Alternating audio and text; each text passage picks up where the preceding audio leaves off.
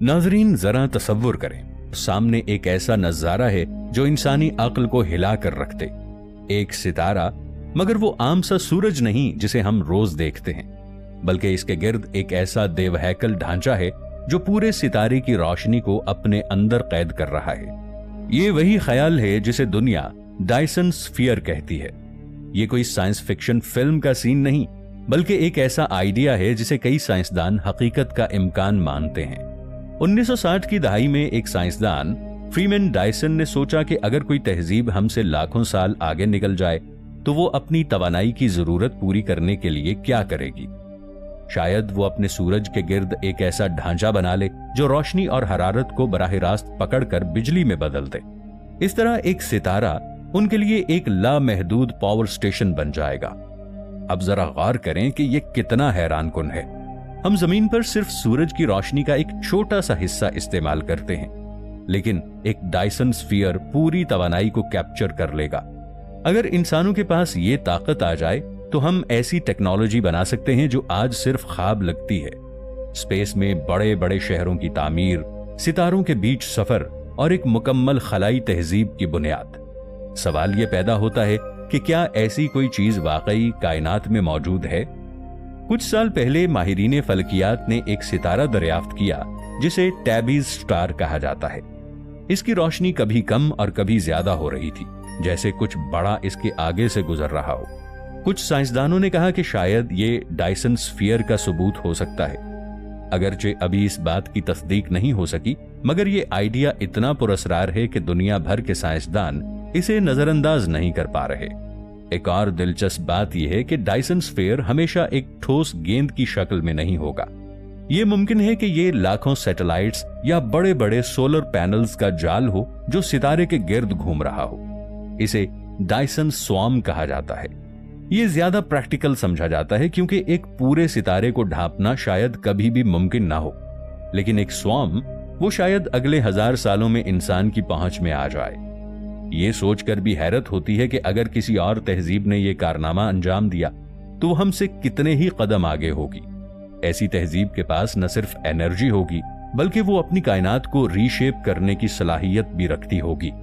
क्या हम कभी ऐसी तहजीब से टकरा सकेंगे, या शायद वो हमें दूर से देख रही हो जैसे हम चींटियों को देखते हैं? दोस्तों, कायनात के राजों में एक डायसन स्फीयर ऐसा आइडिया है जो सिर्फ इंसानी अक्ल को नहीं झंझोड़ता, बल्कि हमें यह सोचने पर मजबूर करता है कि टेक्नोलॉजी की इंतहा आखिर कहां है। अक्सर लोग पूछते हैं, क्या वाकई कोई तहजीब इतनी ताकतवर हो सकती है कि पूरे सितारे को काबू कर ले? अब सवाल यह है कि डायसन स्फीयर की जरूरत क्यों पेश आती है? तो इसका सादा सा जवाब है तवानाई। आज हम अरबों लाइट बल्ब जलाने, इंटरनेट चलाने और शहरों को रोशन रखने के लिए जमीन की एनर्जी के मोहताज हैं। लेकिन अगर कल को इंसानों की आबादी खरबों में पहुंच जाए और हम जमीन से बाहर नए सैयारों पर बस्तियां आबाद करना चाहें, तो हमारे पास मौजूद वसाइल खत्म हो जाएंगे। ऐसे में एक डायसन स्फीयर हमारे लिए सूरज को एक लामहदूद बैटरी में बदल सकता है।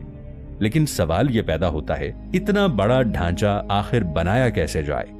इसका सबसे बड़ा चैलेंज मटेरियल है। हमें ऐसी मजबूत धातु या मादा चाहिए जो सूरज की शदीद हरारत और कशिश सिक्ल को बर्दाश्त कर सके। मौजूदा साइंस के मुताबिक शायद हमें मरीख, मुश्तरी के चांद या एस्ट्रॉइड बेल्ट से वसाइल निकालने पड़े। अगर इंसान रोबोट और खुदकार मशीनों की मदद से वहां से लाखों टन धात निकाले और इसे खला में असेंबल करे, तो रफ्ता रफ्ता एक डायसन स्वॉर्म बनाया जा सकता है। यहाँ एक दिलचस्प सवाल यह पैदा होता है कि क्या कोई और तहजीब हमसे पहले ये काम कर चुकी है? माहिरीन फल्कियात ने कई बार ऐसी गैर मामूली रोशनियों का सुराग लगाया है जिन्हें आमतौर पर समझना मुश्किल है। टैबीज स्टार के अलावा कुछ और सितारे भी ऐसे हैं जिनकी रोशनी में अजीब से पैटर्न्स देखे गए हैं। कुछ साइंसदान ये कहते हैं कि शायद ये कॉस्मिक डस्ट की वजह से है, मगर कुछ मुहक्किकीन का ख्याल है कि अगर डायसन स्वॉर्म मौजूद हो तो रोशनी बिल्कुल ऐसे ही कम ज्यादा होगी, यानी उसमें फ्लक्चुएशन हो रही होगी। अब जरा सोचिए, अगर कल को नासा या जेम्स वेब टेलीस्कोप ऐलान करे कि उन्होंने एक सितारे के गिर्द किसी आर्टिफिशियल स्ट्रक्चर का सबूत देख लिया है, तो इंसानियत की तो सोच ही बदल कर रह जाएगी। यह सबसे बड़ा सबूत होगा कि हम इस कायनात में अकेले नहीं हैं। लेकिन इसके बाद ये सवाल होगा कि वो तहजीब हमसे कितनी आगे जा चुकी है। क्या वो हमसे राबिता करेगी या फिर हमें नजरअंदाज कर देगी? और सबसे अहम, क्या वो हमारे लिए खतरा है या नहीं? एक और नुक्ता यह है कि डायसन स्फीयर सिर्फ तवानाई के लिए नहीं बल्कि कम्युनिकेशन के लिए भी इस्तेमाल हो सकती है। एक इतना बड़ा ढांचा अगर वाकई बन जाए तो वो अपने सितारे को एक कॉस्मिक बीकन यानी रोशनी के मीनार में बदल सकता है। इसका मतलब है कि कोई भी तहजीब जो दूर से देखेगी फौरन पहचान जाएगी कि यह कुदरती नहीं बल्कि मसनूई अमल है। शायद ये ऐसा तरीका हो जिससे एडवांस सोलराइजेशन एक दूसरे को कायनात में सिग्नल देती हो।